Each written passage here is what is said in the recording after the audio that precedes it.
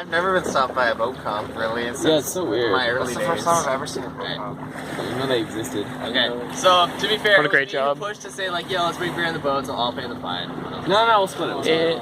It's a four-way It split. was my idea. Everyone who had a beer. I was involved, so I will. four-way then? Who had I didn't. It's I three-way. was- I'm just saying I It's a should three- pay it's a- because I warned you guys. It's a three-way split between the people who were drinking. Yeah, you guys have a three-way tonight, and then Yeah, and then we'll just 40 call it. bucks each, that's fine. Yeah. that was worth the trip. It was worth it. I would say. I would pay 40 bucks to see nature like this. Like, Yeah, exactly. So whatever, Yeah. do it like that. And now, the police department is more If you funded. cop enjoying nature as well, Yeah. doing your job.